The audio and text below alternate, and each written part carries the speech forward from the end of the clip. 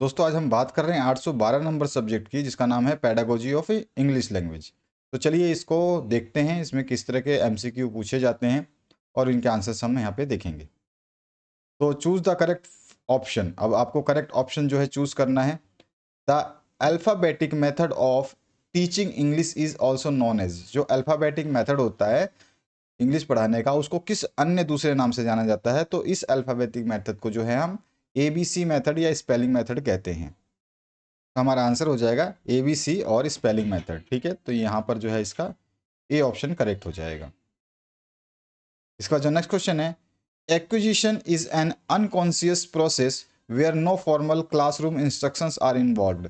तो जो हम अधिग्रहण करते हैं, किसी लैंग्वेज को अधिग्रहित करते हैं, ठीक है, हासिल करते हैं, तो ये अनकॉन्शियस प्रोसेस होता है जिसमें हमें क्लासरूम की जरूरत नहीं पड़ती है। तो वो कौन सा लैंग्वेज है? First language, second language, no language या थर्ड लैंग्वेज? तो फर्स्ट लैंग्वेज को जो हम एक्विजिशन के द्वारा जो है ग्रहण करते हैं। ये फर्स्ट ऑप्शन जो है आपका करेक्ट हो जाता है ए। इसके बाद जो नेक्स्ट क्वेश्चन है इसमें पूछा गया है, एक्रोनियम CLT मीन्स। CLT का फुल फॉर्म आपसे पूछा गया है। तो CLT जो क्या होता है, कम्युनिकेटिव लैंग्वेज टीचिंग, यानी कि बी ऑप्शन करेक्ट होता है। कम्युनिकेटिव लैंग्वेज टीचिंग जो है इसका फुल फॉर्म होगा सही। इसके बाद जो नेक्स्ट क्वेश्चन है उसके में पूछा क्या गया आपसे, types of English reading includes. तो इंग्लिश रीडिंग के अंतर्गत कौन सी रीडिंग आती है? डायलॉग इंग्लिश रीडिंग के अंतर्गत नहीं आती, डिक्टेशन नहीं आती, रोल प्ले नहीं आता। इंटेंसिव रीडिंग जो है एक पार्ट होता है इंग्लिश रीडिंग करने का। तो यहाँ पे बी ऑप्शन जो है करेक्ट होता है। नेक्स्ट जो क्वेश्चन इसमें पूछा गया आपसे, testing and dash occupy an important place in total process of education. Testing के साथ साथ में आप जो है क्या करते हैं, तो आपका जो है प्रोसेस होता है पूरा एजुकेशन का। तो टेस्टिंग के साथ साथ जो है हम क्या करते हैं, तो टेस्टिंग के साथ जो हम मूल्यांकन भी करते हैं। टेस्ट भी लेते हैं, मूल्यांकन, और मूल्यांकन को कह लेते हैं इवैल्यूएशन। यहाँ पे बी ऑप्शन जो है करेक्ट हो जाएगा। इसके बाद जो नेक्स्ट क्वेश्चन है इसमें पूछा गया है, फिल इन द ब्लैंक्स करना है। Dash helps the teacher to plan the teaching learning process. क्या चीज़ जो है टीचर को टीचिंग लर्निंग प्रोसेस प्लान करने के लिए हेल्प करता है? तो डेली डायरी या चेकलिस्ट या टेबलेट्स या लर्निंग आउटकम्स। तो विद्यार्थी का जो लर्निंग आउटकम्स होगा, यानी कि जो उसको फीडबैक मिलेगा, वही हेल्प करेगा टीचर को प्लान करने के लिए टीचिंग लर्निंग प्रोसेस को। तो यहाँ पे बी ऑप्शन जो है करेक्ट होता है। इसके बाद जो नेक्स्ट क्वेश्चन है इसमें आपसे पूछा गया है, audio visual aids include dash. तो जिसमें दृश्य भी हो और श्रव्य भी हो सामग्री, इसमें से कौन सी है? तो आप सभी बोलोगे कि ऑडियो विजुअल, यानी कि सुनाई भी दे और दिखाई भी दे। तो वो कौन सा हो सकता है माध्यम आपका? तो आप सभी सही जानते हैं और सही आंसर लिखेंगे कि वो टीवी है। ठीक है ना? तो यहाँ पे जो टीवी इसका सही आंसर हो जाएगा। इसके बाद जो नेक्स्ट क्वेश्चन है, criteria for selection of teaching ads. जो हम टीचिंग एड्स सेलेक्ट करेंगे, कोई भी टीचिंग लर्निंग मटेरियल यूज़ करेंगे, तो उसका क्या क्राइटेरिया होना चाहिए? यूज़फुल एंड इकोनॉमिकल होना चाहिए, यानी कि उपयोगी और सस्ती होनी चाहिए। यूज़फुल एंड कॉस्टली होनी चाहिए, उपयोगी और महंगी होनी चाहिए। टेक्निकल एंड स्टैटिक होनी चाहिए, यानी कि आपका टेक्निकल भी हो और स्थायी भी हो, और वर्किंग एंड कॉस्टली होनी चाहिए, काम करने वाला हो और महंगा भी हो। तो यूज़फुल और इकोनॉमिकल होना हमारा टीचिंग मटेरियल बहुत इंपॉर्टेंट है, यानी कि वो उसका यूज़ भी हो और साथ ही साथ वो सस्ता भी हो। तो यहाँ पे ए ऑप्शन जो है इसका करेक्ट होता है। इसका देखिए नेक्स्ट क्वेश्चन, इसमें पूछा गया है, dash scale is a tool by which someone rates the quality of an individual in certain area according to his own judgement. यानी कौन सा स्केल टूल जो है यूज़ किया जाता है किसी के द्वारा किसी व्यक्ति को रेट करने के लिए, यानी को उसको अंक देने के लिए। ठीक है, कि वो कौन सा क्षेत्र में बेहतर है या अच्छा है, उसको जज करने के लिए। तो कौन सा जो टूल हम यूज़ करते हैं, तो हम बोलते हैं रेटिंग स्केल। रेटिंग स्केल का हम उपयोग करते हैं जजमेंट के लिए। ठीक है, तो रेटिंग स्केल इसका सही आंसर हो जाएगा।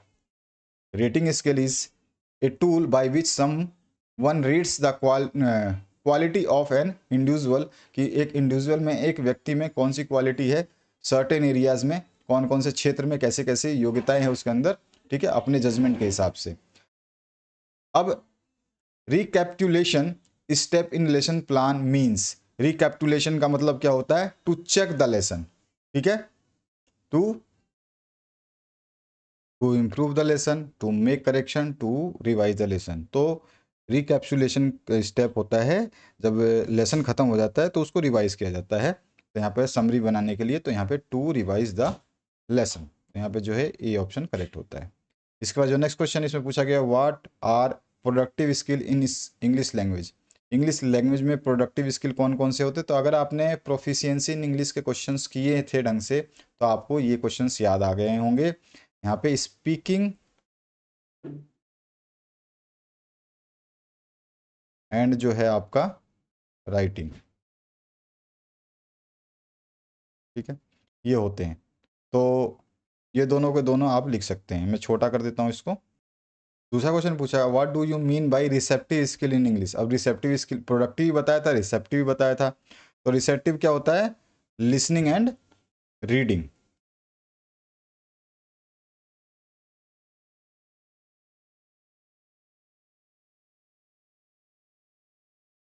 लिसनिंग एंड रीडिंग, ठीक है। लिसनिंग एंड रीडिंग जो है आपका क्या होता है, रिसेप्टिव, जिसको हम रिसीव करते हैं। What is the mean of L1 and L2। L1 क्या होता है, आपका जो है फर्स्ट लैंग्वेज होता है। L1 को फर्स्ट लैंग्वेज या मदर टंग बोलते हैं L1 को, और L2 को क्या बोलते हैं, L1 जो है आपकी होती है फर्स्ट लैंग्वेज,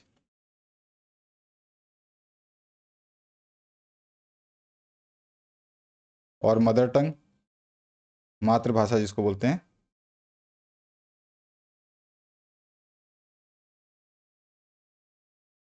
ठीक है। और जो L2 होती है वो आपकी सेकंड लैंग्वेज होती है, या फिर जो है इंग्लिश बोल सकते हैं। अच्छा, फिर बोल रहा है which language is learn through acquisition. Acquisition के द्वारा जो है L1 को जो है हम लर्न करते हैं ना। What is the basic difference between evaluation and assessment. Evolution और असेसमेंट में जो है क्या बेसिक डिफरेंस होता है। तो हम इवेल्यूशन जो है, एवोल्यूशन से प्राप्त करते हैं रिजल्ट को, और असेसमेंट करते हैं तो हमें मिलता है इससे feedback. Into how many forms can a letter be divided. तो टू फॉर्म्स में लेटर को डिवाइड किया गया है। एक होता है फॉर्मल, आप सभी को पता है, और जो दूसरा होता है वो होता है इनफॉर्मल,